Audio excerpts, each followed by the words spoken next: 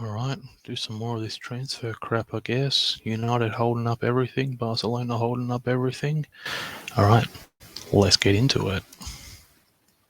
Hey guys, Josh MUFC here. Welcome back. Been a little bit longer than the week for the latest video. Had some technological issues. Internet providers decided to battle each other to the death for my not so hard-earned money. Anyway, we might be having a couple of tech difficulties as we go through this, but welcome to another transfer roundup and news roundup of the week for Manchester United.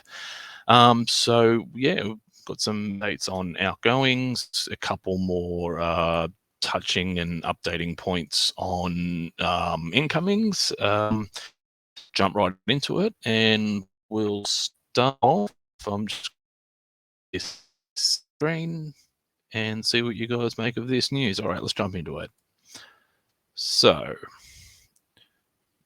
starting here with Sky Sports. Basically, this is a small roundup page on Sky Sports. So I'm going to just jump through in here and see what they've got to say for themselves. That's my manager right there. The best looking bald guy in the Premier League. Take that, Pep. So anyway, during one of the preseason press conference while they're over in Bangkok, I think it is at the moment.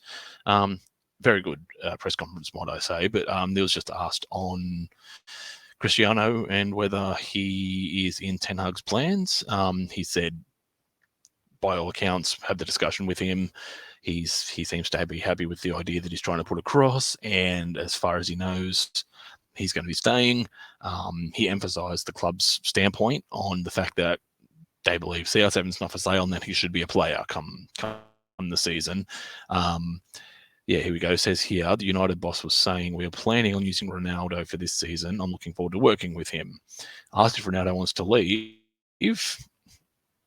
He hasn't told me this. I have read, but as I say, Cristiano is not for sale. He's in our plans. We want to get success together.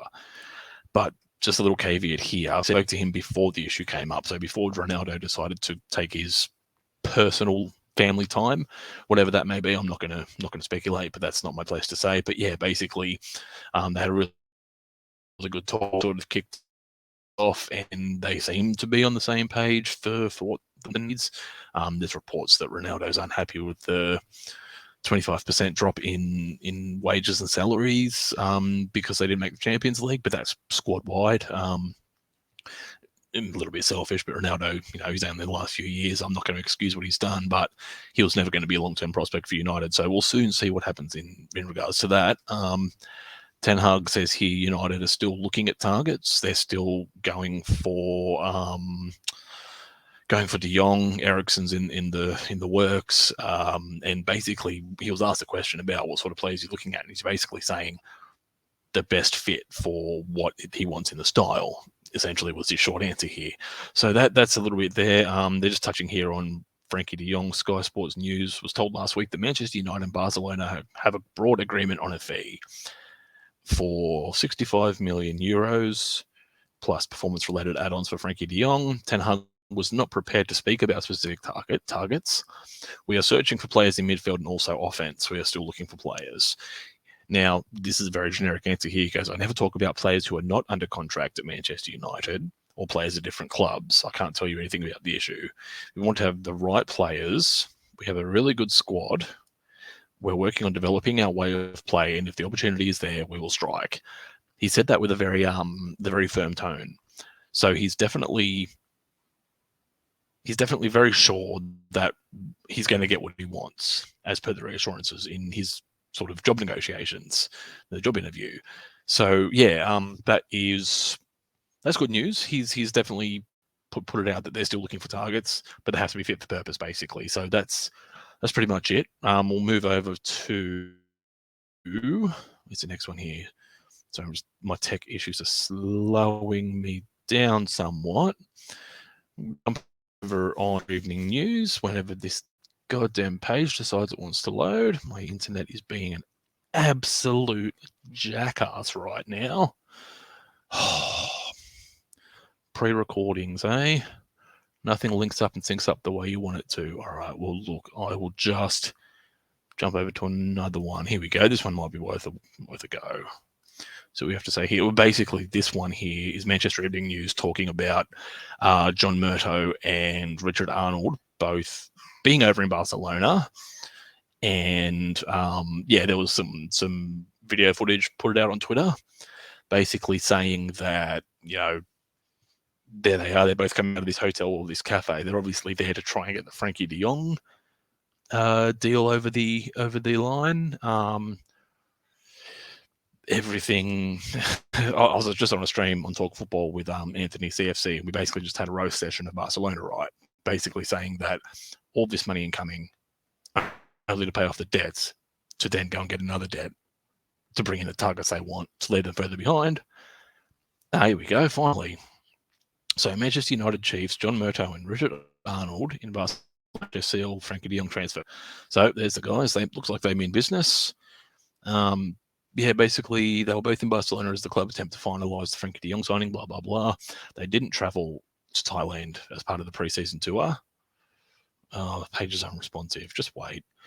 So it's understood that Arnold and Murtough met with Barcelona director of football Matteo Alemany.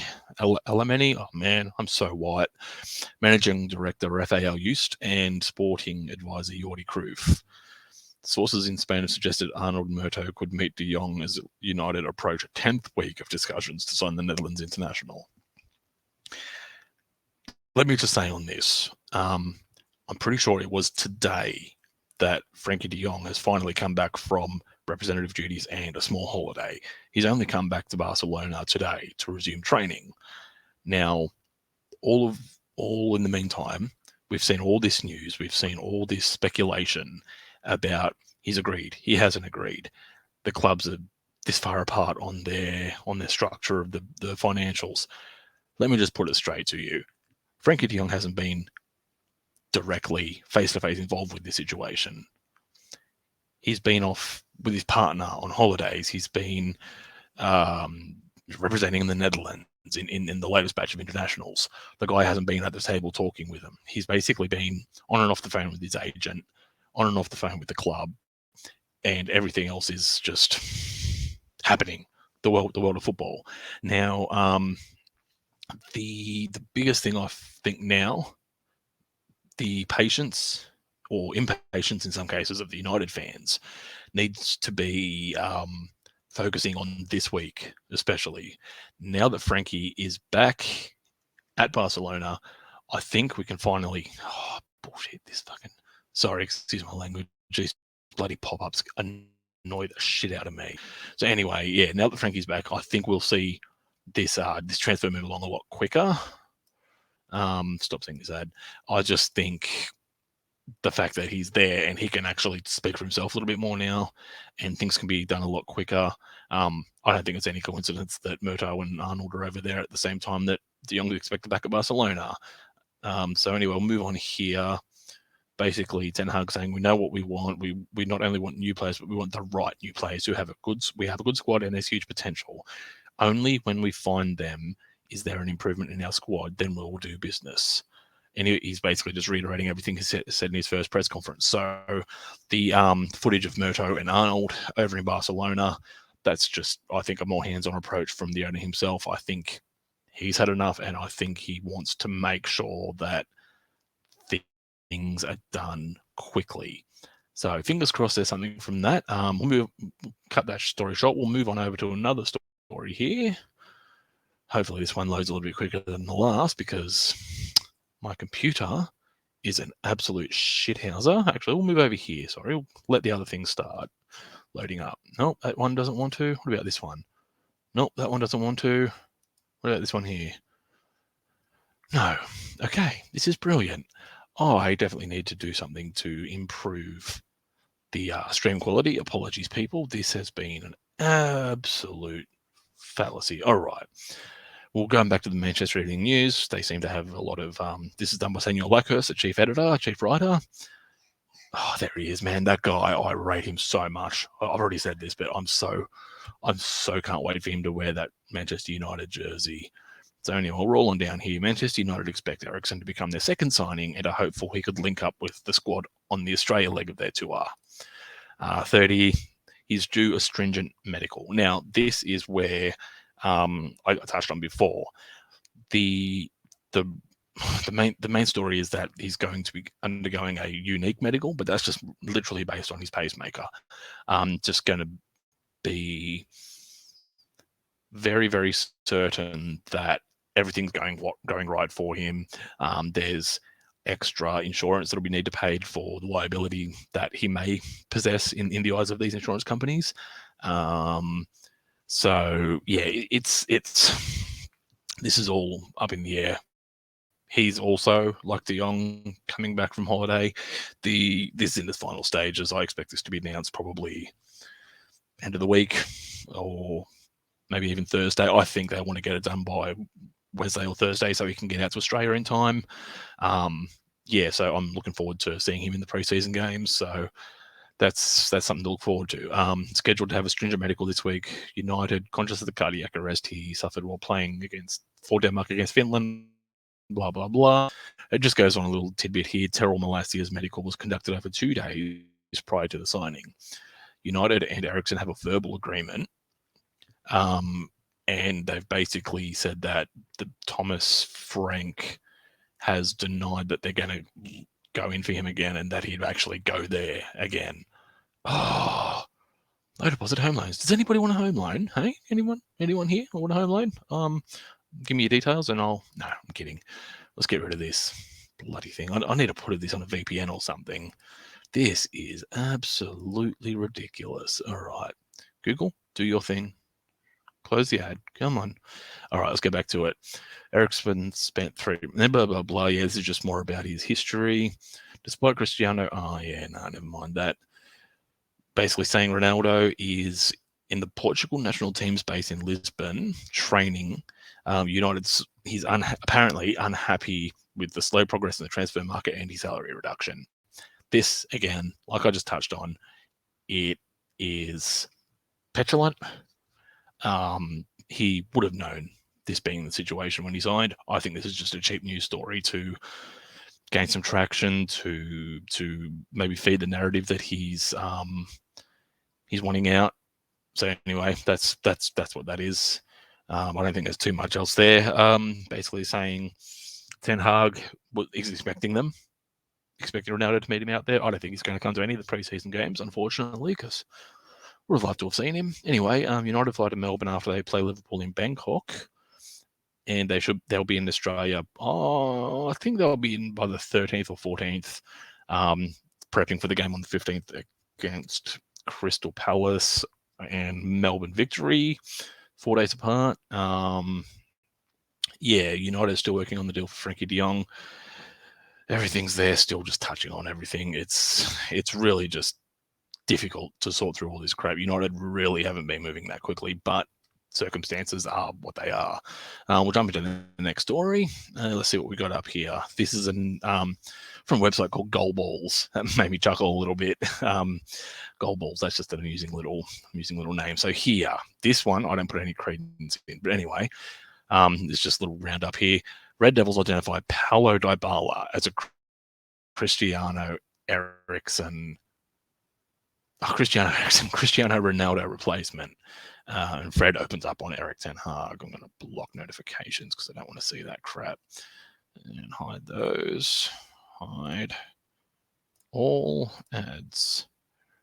Not interested. Submit. Oh my god! I should have actioned this before I bloody got into it. Anyway, Manchester United remain eager to get back into the top 4. Where did you go? In the Premier League next season, they finished last season at 6. Blah blah blah. So apparently, the board or whoever at the club have decided, in their infinite wisdom, that Paulo Dybala is going to be a sufficient replacement for Cristiano Ronaldo. I don't see that being a thing, but right here, see this thing here. United have identified Paulo Dybala as a replacement, according to Damatio. So while Damatio is exceptionally credible, I think they're more just testing the water. He doesn't put any news out, honestly. Damatio is one of those guys who doesn't put anything out unless he has heard it directly from someone at the club, and he's very, very well linked up in Italy and Serie A. So there could be a little bit of credence to this, but I just think this is a sort of a little bit of paper talk just to sort of cover their own asses in the event Ronaldo does leave. But yeah, so United could go in for him should Ronaldo leave, but I don't see that as being a thing. And honestly, the sort of player Hybala is, I don't think he'd fit into what Ten Hag's trying to do here. So anyway, we'll keep an eye on that one. Basically, he's a free agent at the moment, so he will get slightly elevated weekly fees, slightly elevated agent fees and sign-on fees and all this sort of stuff. So yeah, like I said, keep an eye on that. I don't think anything else is really going to come out about this. I'll be surprised if it does. Anyway, just a little news bit here. Fred talking about Erik ten Hag. So sped. Oh, politically incorrect. I'm about to get cancelled. Fred remains hopeful of achieving success under Ten Hag. We're really looking for a new season. We have a new manager in Eric, and I'm sure we'll achieve great things. That's what we're working towards. I hope we meet our goals. He's a great coach. Training is good, intense. We're aiming to put what he says into our daily training. I hope we can win things in the future. It obviously won't be easy. It won't happen overnight, but we'll look to be doing our best as soon as possible. It's really important for us to have a strong coach who has the last word alongside us. It gives us security and helps us a lot. He's very detailed in his work. He has his own fine details. All the day-to-day details. Day-to-day? That's one too many. It's important to have him alongside us. It's really good for our daily work. Now, he continued basically saying that I hope we can get it right this time. I hope we can do some great work here. As I said before, it won't be easy. Everything's new. It's new for the manager, new different league. He's an intelligent coach who knows what he's doing. We aim to action his requests on the pitch, and I hope we can achieve a lot of things here. Over this past few weeks, a lot of the players have been very positive and very very complimentary of, I guess, the tactical side and the more detailed approach from Erik ten Hag, which honestly, it's good to see positive PR. I'll say that initially. It's good to see positive PR coming out from players in the club.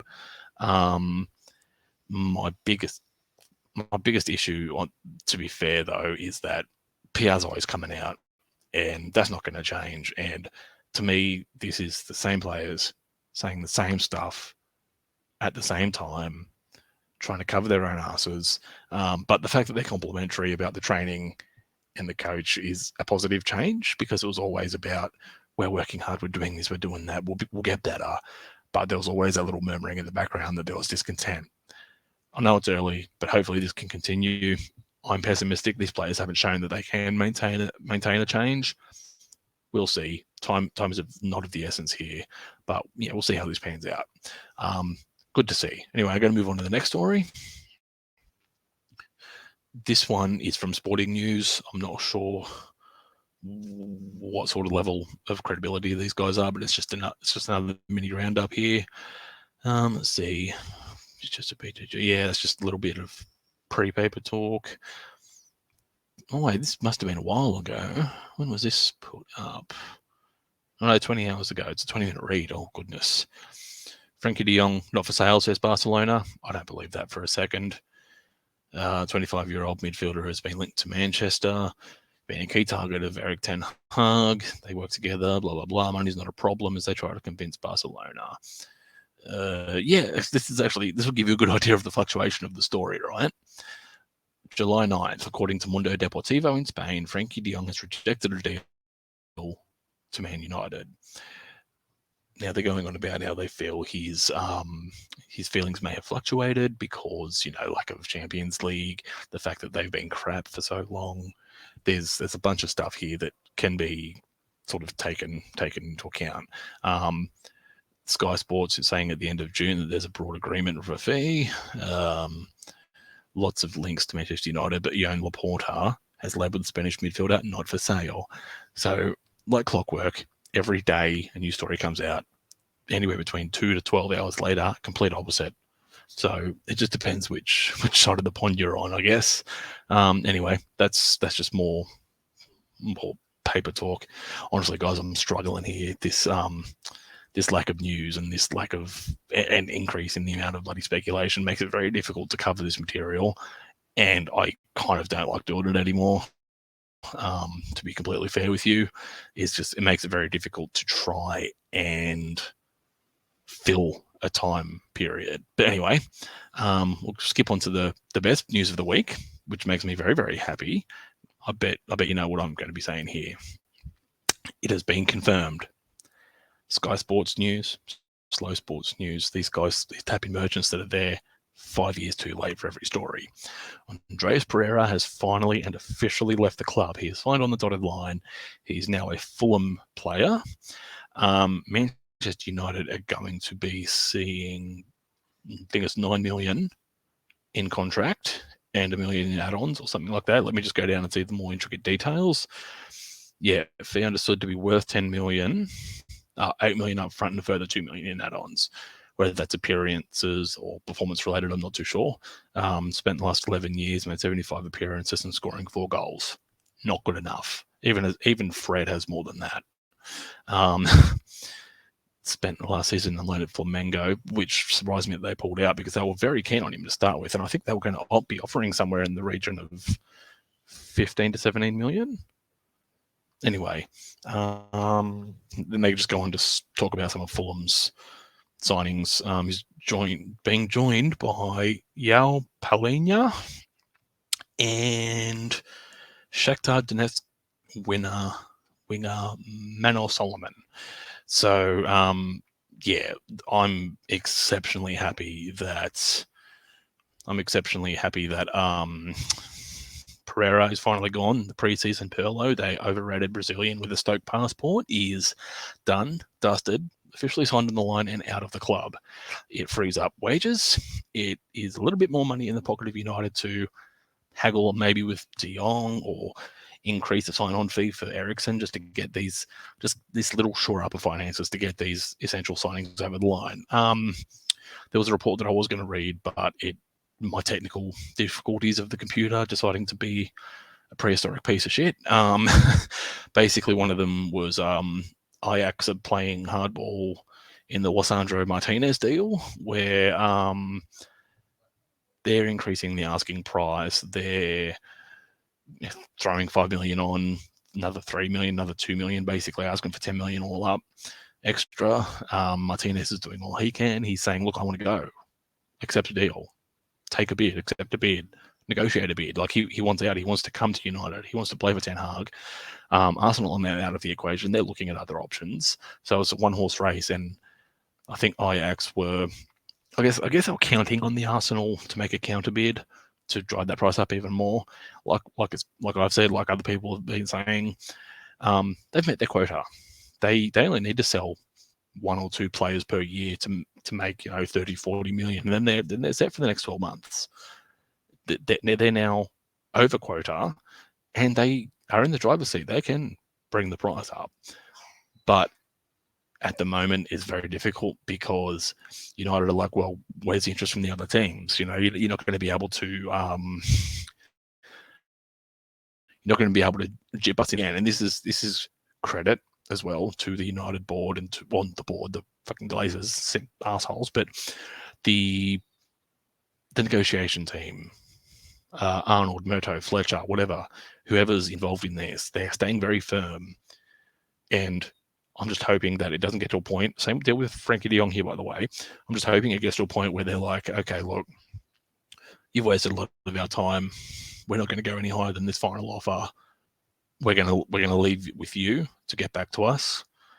This is the final offer. We're going to go look at other targets. I think that's the way it's going. So I'm just hoping it continues, because for too long we've been fleeced by other clubs. The best example is Fred, 50 million from Shakhtar. Can't be doing deals like that again, honestly. Have to start low and work your way up. So yeah, anyway, this just moving forward, there's tonight in about an hour, 11 p.m. Australian Eastern Standard Time, first pre-season friendly, Liverpool versus United at Bangkok Stadium. I don't know what the actual stadium's called. It's like Lumenchara or some shit like that. I haven't paid attention. I don't know. But yeah, I'm looking forward to it. I'm going to be on a Discord screen share with a couple of the guys from Talk Football, and you can expect a stream probably after the game. I might go live and just give my thoughts on how they performed. Might get someone to jump in with me just to help guide me, because I'm still getting used to the solo thing. But yeah, I'm looking forward to that. The main thing I'm looking forward to, honestly, is I want to see a very basic ideal of what Ten Hag's been doing these last 2 weeks. He's had the non-international players at United for 2 weeks doing these training drills and the play style that they're trying to implement. And now the international's been back for a week, bar Ronaldo. So I want to see just a basic idea. The high energy, the high tempo, the passing and moving. I want to see how Fred works, especially, and how Bruno works in this. And I can't wait to see Donny on the pitch, because I think that could be a midfield three. I'm expecting to see a lot of subs. I honestly don't give two donkeys nuts about the result. I just want to see a visible and tangible idea of what we can expect moving into the Premier League season. Yeah, and then they're on the way to Australia. I think they play against Melbourne Victory on the 15th, and then they play against Crystal Palace on the 19th. I could be wrong, but yeah, looking forward to that. It's going to be in my time, so I can actually not be up until 3 a.m. trying to watch the game and cover content afterwards. So yeah, anyway, guys, apologies for the technological issues, and yeah, in the end, I'm just very, very bored of what's going on with United. I'm trying to refine this and come up with some other, getting comfortable with the online streaming thing to just give you these weekly updates. If there's any breaking news, I'll probably chuck up a quick short video and give. Outside of that, I'm pretty much done now. So if you like what you see, if you don't like what you see, leave a like, leave a dislike, leave a comment. Constructive criticism. I'll leave a link in the description below for Talk Football, and come over and give us a like and a share and subscribe, and tell your friends, tell your sister, tell your mother, tell your brother, your cousin, your mailman, your illegitimate love child, whatever. Just tell them all that you love this content. Bring them over here, whack a like, whack a share. I'll catch you soon, guys. More cleaning content on the way this week as well. So yeah, hopefully I'll see you in the flip side, and enjoy your night. Take care. Peace. Good.